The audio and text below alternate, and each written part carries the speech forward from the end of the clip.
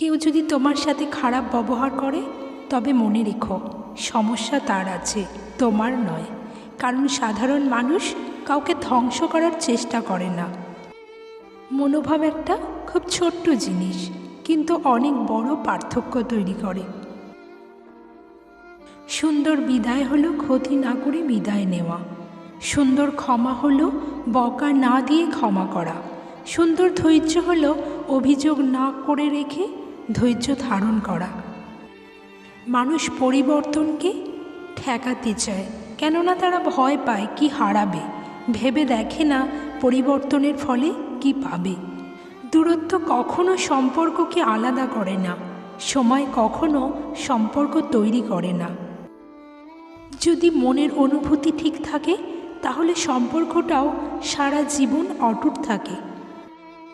যদি তোমার সততার জন্য কোনো বন্ধু তোমাকে ছেড়ে যায়, মনে রেখো সে কখনোই তোমার ভালো বন্ধু ছিল না।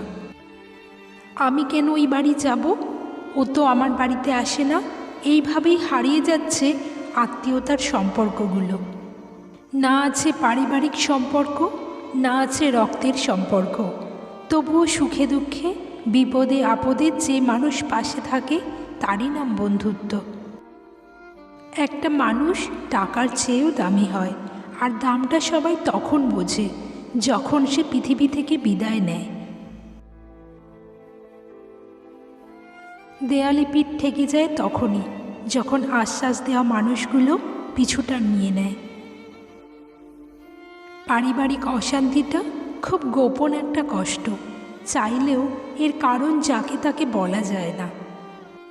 জীবনে এগিয়ে যাওয়ার রাস্তা কেউ করে দেয় না, নিজের রাস্তা নিজেকেই তৈরি করে নিতে হয়।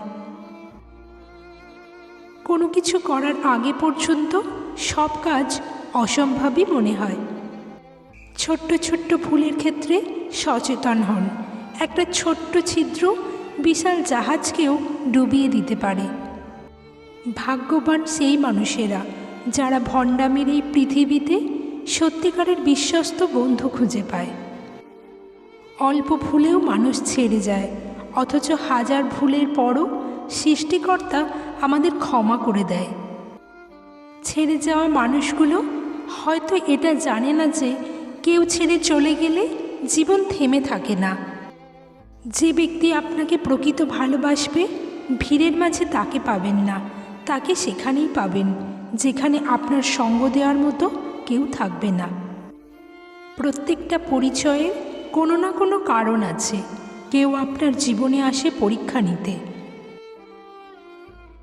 কেউ শেখায়, কেউ ব্যবহার করে, আর কেউ আপনার ভেতরের শ্রেষ্ঠটা বের করে আনে।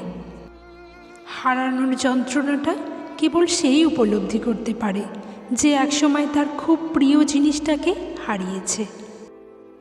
আবেগ হলো মোমবাতি, যা কিছুক্ষণ পর নিভে যায়, আর বিবেক হলো সূর্য, যা কখনোই নেভে না। শুধু স্রোতের বিপরীতে চলতে একটু কষ্ট হয়, কিন্তু সময় ঠিক চলে যায়।